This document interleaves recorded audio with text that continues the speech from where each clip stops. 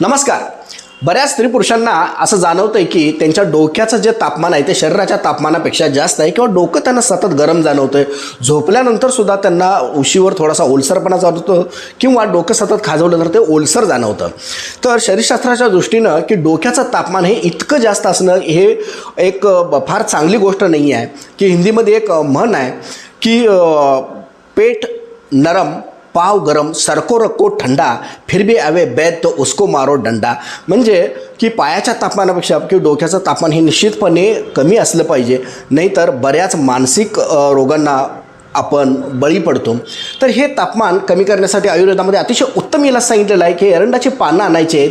ही एरंडाची पानं थोडीशी तूप लावून गरम करायची आहेत आणि आपल्या पायाच्या तळव्यांना बांधून घालायचं आहे रात्रभर. दर दिवस आड हा प्रयोग करायचा आहे. 20 ते 21 दिवसामध्ये तुमचं हे वाढलेलं डोक्याचं तापमान आहे ते निश्चितपणे कमी होतं आणि या समस्येतून तुमची सुटका होते.